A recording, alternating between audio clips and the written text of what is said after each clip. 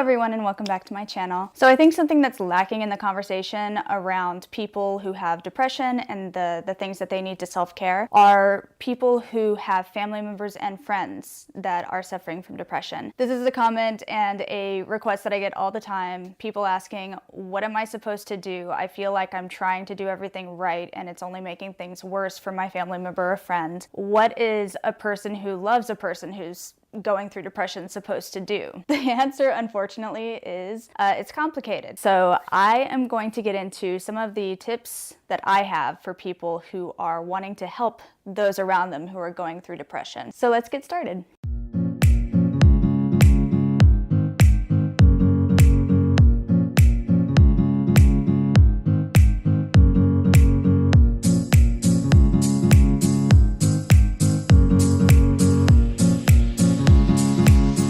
So the first thing I want to get out there is that depression is a serious condition. It doesn't behoove you or your family members to treat it as though it's just something that's going to go away. You're just a little bit sad right now.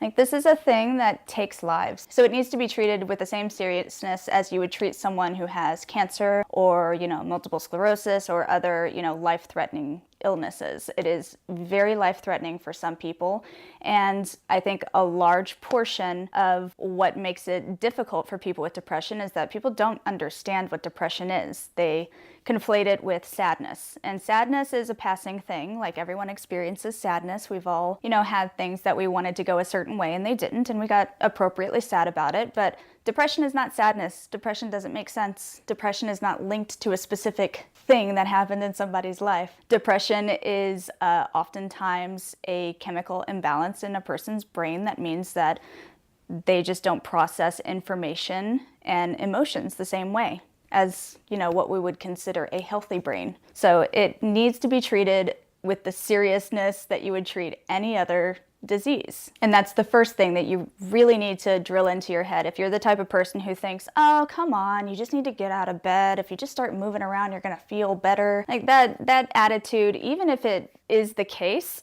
does not help at all. So really saying to yourself, I don't have to understand what this person is going through to see that they need support and help and love, and to see that me treating it like it's not serious is not going to help them. That's the big thing. You don't have to understand it to be supportive. And the second thing that I wanted to mention is that the symptoms of depression are not personal. So it's really, really easy as a friend or a family member to be like, man, you're such a dick to me all the time. What is wrong with you? I didn't do anything to you. If that's part of the symptom of someone's depression, is that they are irritable, is that they are angry. Now, it's one thing to allow yourself to be abused by this person that is going through depression. It's another thing to take it very personally. A big thing to remind yourself of is just because this person is acting this way doesn't mean that that's what they want to do. So a lot of times when I was in the midst of my depression, I would get furious for absolutely no reason.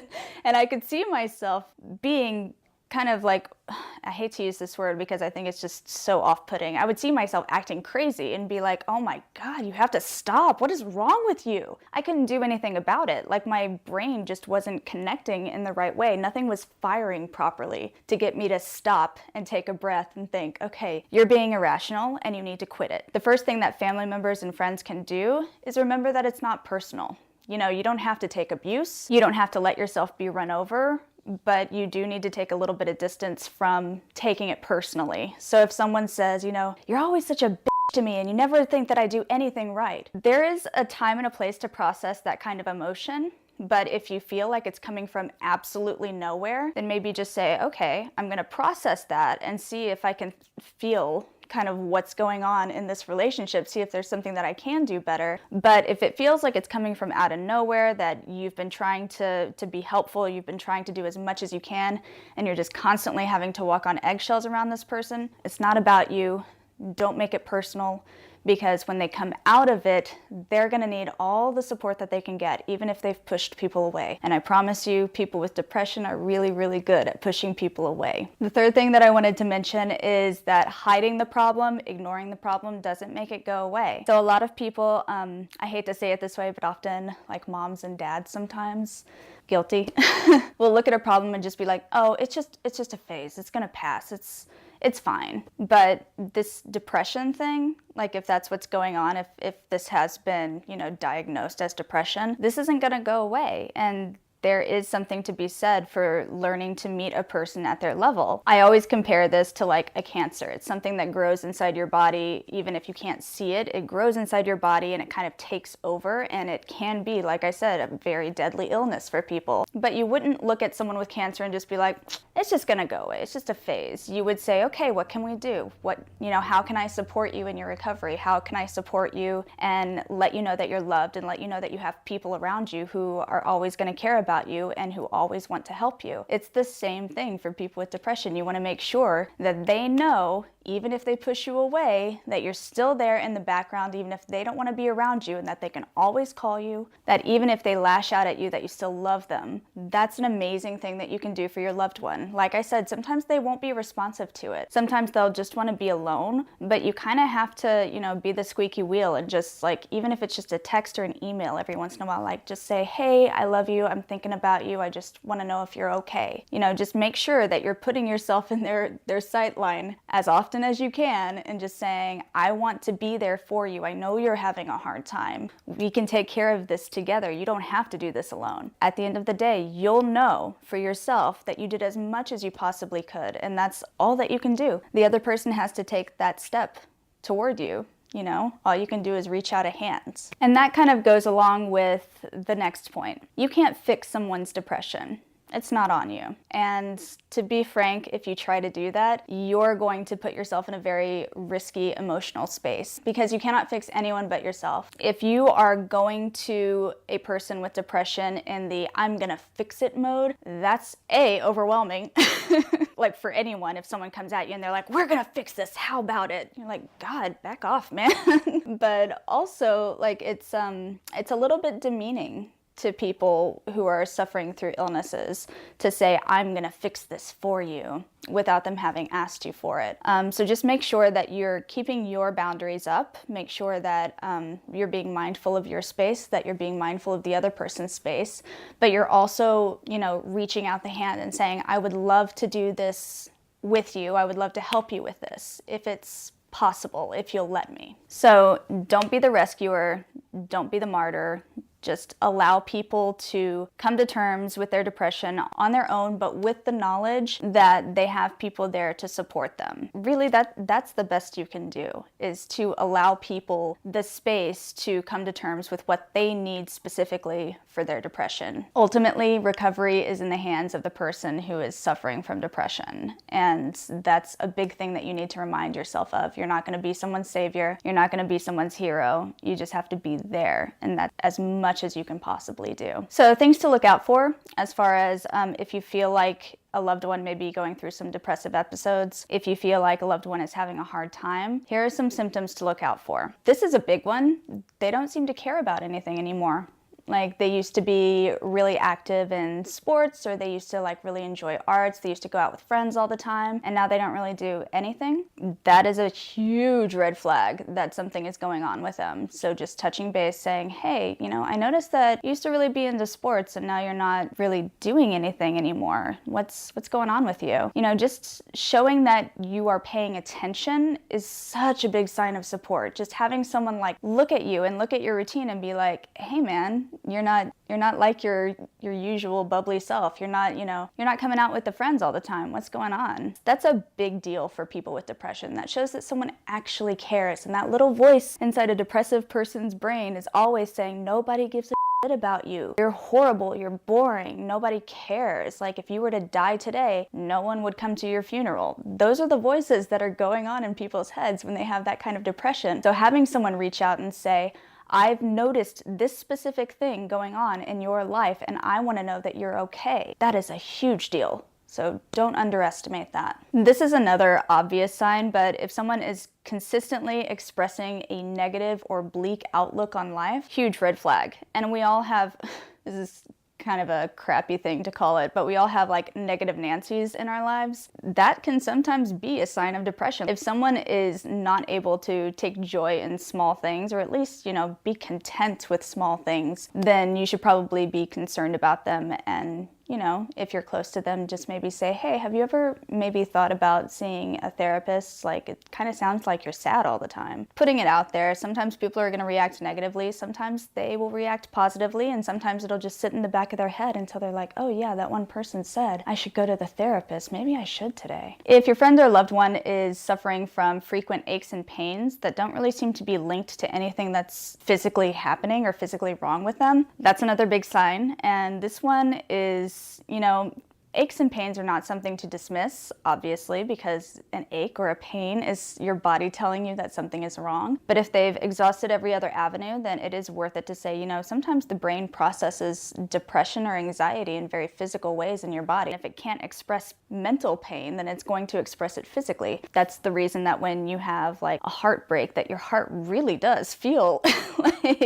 like it's just being squeezed out of you. Like, there is a very physical feeling to sadness. If your friend or family is sleeping too much or not sleeping enough, that's another big sign, and that is another thing that like could be a variety of things, but it's always worth it if they've exhausted everything else medically that they, you know, check out seeing a therapist just to see kind of if there's maybe something that can be done about it in that way. And then there's all the obvious things. If they're eating more or less than they usually do, that could be a sign of a mental illness. That could include depression. If they are drinking or using drugs more heavily than they used to, or if they didn't used to use alcohol or drugs at all and now they're all of a sudden like gung-ho into it, then I would say that that is, you know, it could be an addiction issue, could be depression, could be a little bit of A and B. It could be many things, but it is worth seeing a therapist to see if depression is something that you need to watch out for. So there are a few like really general ways that you can start a conversation around these things, and I want to be very clear that you're not going to know how this is going to turn out, and I can't guarantee any results. Sometimes people will behave very defensively, but I firmly believe that if you think your loved one, your family member is going through a really, really hard time, it does not hurt to say it out loud. So a few ways that you can start the conversation are just simply saying, you know, I've been concerned about you lately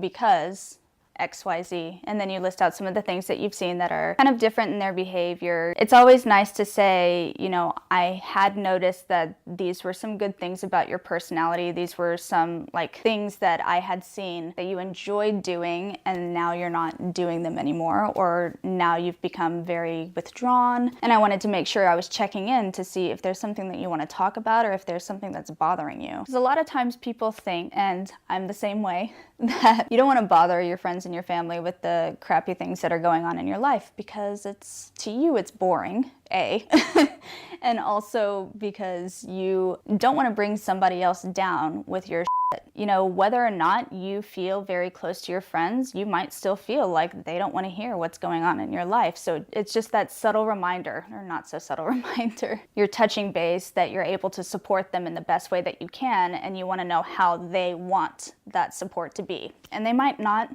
want the support at all. Like I said, they might get very defensive. They might not know what they need even. They might say, yeah, I'm really depressed, but I don't think there's anything that you can do about it. And then you can make suggestions, which we'll go over later. Again, another way you can start the conversation is to say, you know, I've noticed these changes about you, and then list them off. Try to be as gentle as you possibly can, and make sure you're not being accusatory. You want to make sure you're being very compassionate to where they are. Really watch their signs, watch how they're reacting. If they're starting to get defensive, just say, you know, I don't want to make you uncomfortable, but I am worried about you. So once you get the conversation started, you can ask simple questions like, when did you start feeling like this? Did something happen to make you feel like this? How can I support you right now? And the biggest one, and the one that you might have mixed reactions to, is, have you thought about getting help? Now, there's just such a backlash against mental illness in this country that a lot of people think getting help means you're saying you're crazy. So you want to make sure that you say getting help as in like, have you thought about going to a support group? Have you thought about maybe seeing if you have a chemical imbalance? Like, make sure that they understand that you don't mean getting help as a slight against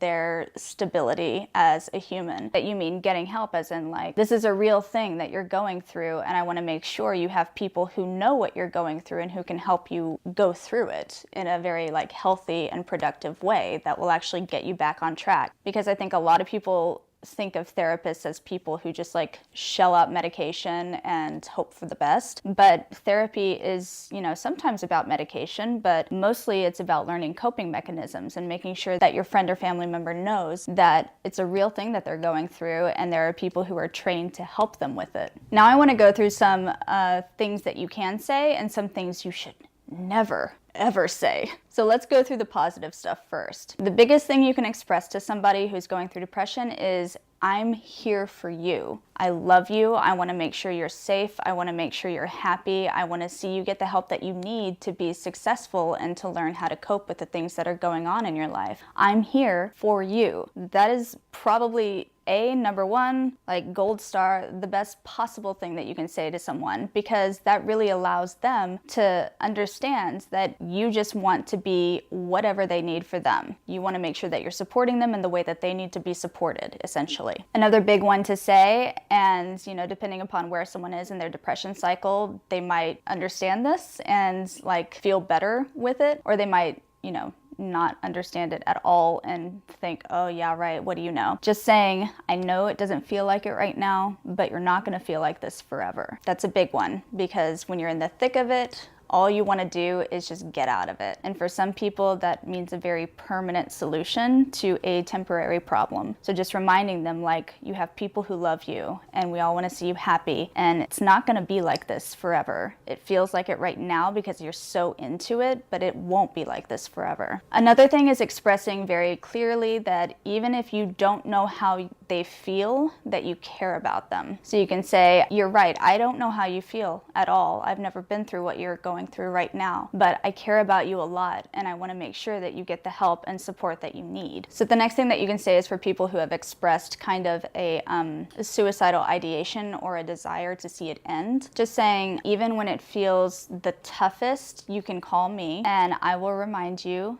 that even if it's just holding on one more minute or one more hour or one more day, you will see the end of you feeling like this. It's not going to be like this forever. For people who are going through suicidal ideation, just say, okay, I feel like ending it right now, but can I wait for an hour and call a friend and have them come sit with me? Yes, I feel like I can do that. Or if you can't wait an hour, no. Okay, well, can you call your friend right now and have them talk to you? Okay, that seems more manageable. Another thing you can say is, you're very important to me. And just list off some of the reasons that they're important to you. You've been my best friend since 5th grade, or, you really got me through some tough times when I was going through XYZ. And I care about you a lot, and I want to make sure that I'm there for you now. And the last one is the biggest one. Tell me what I can do to help you right now. And it might be something as simple as, I need a hug, or it might be, I don't know what anyone can do to help me. And then you can start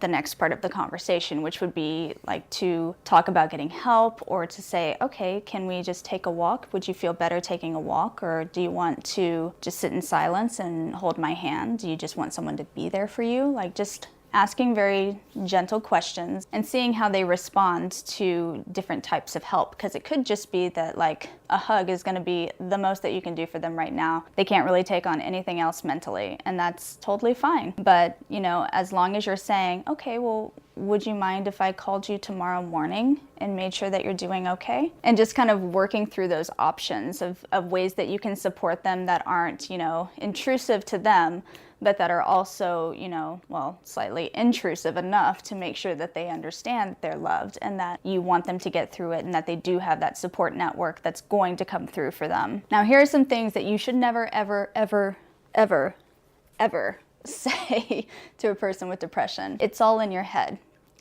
No shit. Obviously. It's clearly all in your head, but at the same time, that doesn't make a difference, because when your brain is doing all of the processing for you and it's not processing things properly, or it is processing things in a way that makes it more dramatic, then that does not help you at all. Yes, it's all in your head. It is a mental disorder. Of course it's all in your head. It's just so ridiculous to say out loud that I can't believe anyone would ever say it ever. Another one is, we all go through times like this. Okay, thanks. That helps me not at all, because I can't experience what you've experienced, so it doesn't make a difference to me. I'm going through it now. So again, don't make it about you. If you're making it about you, then you're not actually receiving what they're saying. You're not actually hearing the things that they're trying to express and the ways that they need people to support them. This one can be several different things. It could be, just think positively, or it can be like, just look on the bright side of life. Just every cloud has a silver lining. Like, that is completely not helpful when you're in depression. And quite honestly, it's a little condescending, because everybody knows that, there is a positive side to things, but that often doesn't help if you're facing some real serious issues. Another thing is, you have so much to live for. And that doesn't change the way anyone feels, to be quite honest. It's kind of a useless statement. It's more important for people to hear, I love you, and I want you to be okay, and I want to be there to support you, than like, you have so much to live for. It's like, who cares? Who cares about that statement? Another one is to just snap out of it. Like, if you just, tell yourself to be happy, you can be happy. That is not how life works at all. That is an incredibly privileged thing to say, and it doesn't make a difference in someone's life when they're going through something that is really crushing them. Again, that's making it more about your comfort level and how they feel than it is about you being concerned with how they feel. Because what that sentence says to me, just snap out of it, just decide to be happy, is saying, like, I don't care about your feelings. It doesn't matter. You just need to be happy, because I don't like you when you're not happy. And that's how it feels to people when you say things like, just be happy, or like, shouldn't you be over this by now? Like, it's been months. Okay, I'm sorry my depression is so horrible for you. Just try to remind yourself that it is not about you, that it is all about this other person. That doesn't mean that, you need to let down your boundaries, or that you need to, allow yourself to be abused, or like mentally put through the ringer every time you see this person. But it does mean that you need to realize that this depression is not about you. It's not about what you're comfortable with. It's not about whether or not you want your friends back. It's about saying, I want you to be good. I want you to feel good. So now I wanted to talk about some general signs that could kind of indicate that someone might be planning to go through with an attempt on their life. And this is a tough one, because usually the indications mean that this person might be feeling better, and they might indicate to everyone around them that they're feeling better, and that, they're on the upswing and everything's great, and, I'm just making some big changes in my life. It might not be that way at all, and that's kind of a big indication that you need to watch out for them. If they're like suicidal and depressive one minute, and then the next minute they're like, I've just made this big change and I have so much clarity now. That's a huge red flag. So the early signs are obviously a preoccupation with death, or talking about what it would be like if they were gone. Another giant red flag is if someone suddenly starts putting their affairs in order, you could say. So like, really organizing their house, giving things away, making sure that their will is tidy. Those are things that you really need to look out for. It might just look like they're becoming ultra organized.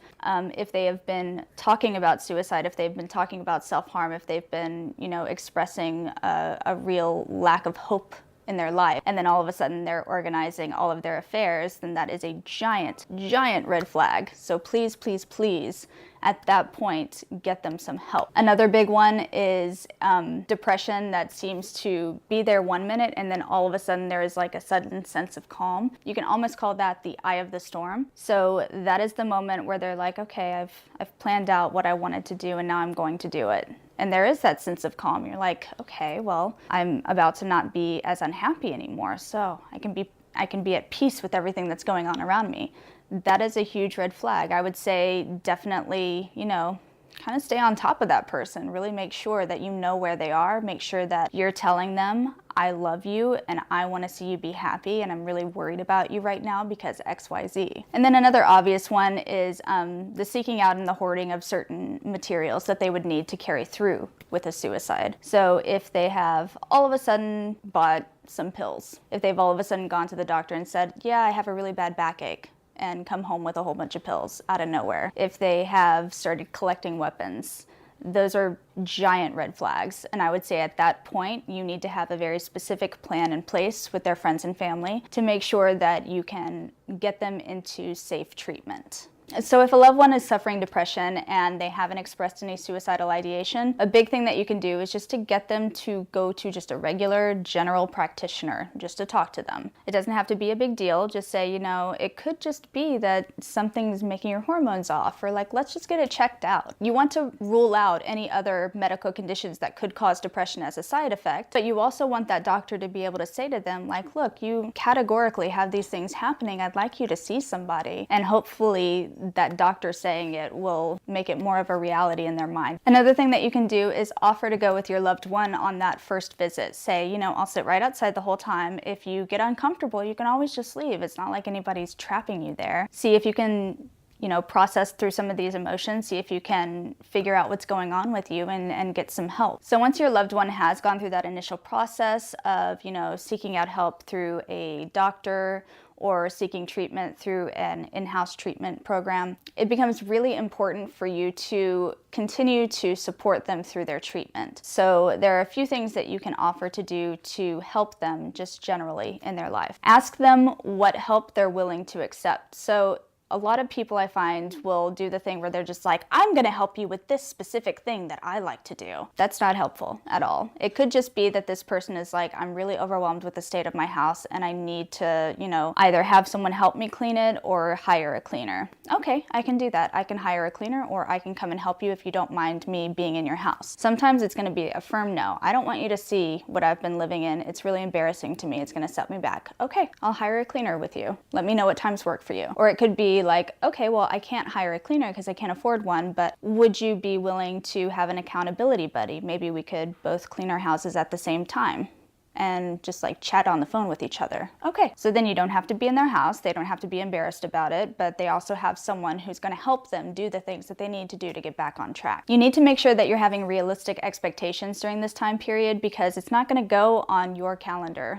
It's not going to go by anyone else's clock but the time that that person needs to get better. So make sure that you're not like, oh my God, you're still depressed. It's like 6 months later. You've been doing all this work. Is anything getting better? That's not helpful, and it's not about you. Again, just remember, it's not about you. It's not personal. It's all about them and their recovery. And it is your job just to be a supportive friend and to make sure that they understand that they're supported, not necessarily to ask them, you done yet? Another thing that you can do is to lead by example. So setting those healthy guidelines for yourself, just like, hey, I was gonna go for a walk at this time, so do you wanna start coming on walks with me? Like every Wednesday, I'll just come around at like 5 and maybe you wanna take a walk and we can walk by the park near your house. Sometimes it's just about having somebody to do those things with, because if you're gonna do them by yourself, if you have to face that anxiety by yourself of like being out in public when you feel like crap, then you probably aren't gonna go. But having a friend there with you would be helpful. Another thing that you can do is to encourage activity. So activity meaning, maybe you guys wanna go swimming together, or maybe you wanna go on a hike. Would that person be interested in going to the gym with you, or like just maybe doing, some yoga on tape, whatever that means to you. Just getting those endorphins going, getting those good vitamins from the sunshine and getting everything kind of moving in your body can sometimes make you feel a lot better than you did before. So the big thing with this one is just that you want to make sure that you're not hounding the person. You're being persistent and saying, I would really love it if you would come with me to the beach and just walk around, or I'd really love it if you'd come take this easy hike with me and I'll pick you up. Be persistent, but don't badger them about it. It's all about, getting them to come back to life on their own terms, not like forcing them into your pattern of behavior. And the last thing is just pitching in when possible, like, hey, I've noticed that you have a little bit of trash here. Do you mind if I take it out for you? Yeah, okay.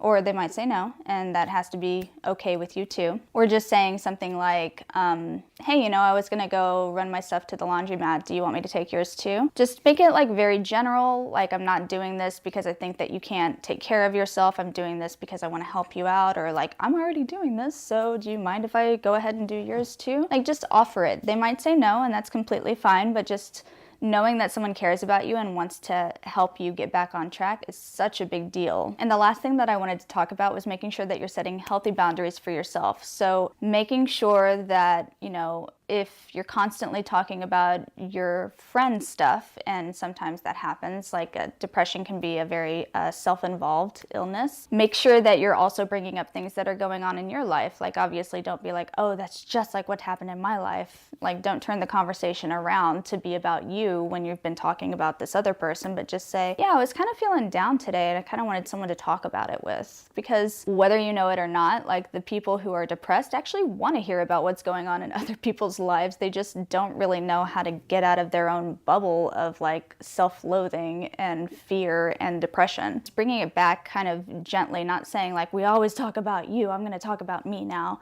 but just saying, you know, I had some things that were kind of bothering me and I'd really like some feedback on it. You know, just being gentle with them. And sooner or later, they'll start asking like, hey, well, you said last time that you had this going on. How is that going now? Or, you know, how's your job? I know that you were having some issues. Like, they will start coming back around. You just kind of have to allow them that time and space and kind of give them opportunities to know more about your life and to know what's going on with you so that they can then react and ask about what's going on with you. And that kind of leads them into being a supporter for other people too, which just feels really good. It feels really good to help people, and it feels good to have people trust you enough to talk about their issues with you. Another thing is for people who have family and friends who get very agitated, very irritable. You cannot let them dictate how you feel about yourself. That's a big one. Obviously, you know, you need to respect their depression, you need to respect the fact that they're going through some stuff, but they do not have permission to treat you like crap all the time. So if they are being very angry with you, if, you know, all of a sudden you're the center of all of their issues in life, then it's important for you to say, you know, I love you and I want to be there for you, but I cannot take this abuse from you. So please, when you feel better, I'd love to talk to you about this, and just leave it at that. And you can still remind them like, hey, I love you. I just wanted to let you know that I still love you. Everything's fine. I just, you know, I want you to feel better, and I care about you, I miss you, let me know when you want to talk. Just saying that, like, it's, unfortunately, it might be the type of thing where this person decides that they don't want to talk to you for a little while, and that's not on you, you know? You've tried to be there for them, you've appropriately like told them that you think that they're going through some stuff and it would be really awesome if you could help them find some help. But if they are being abusive to you, you can't just sit back and take that,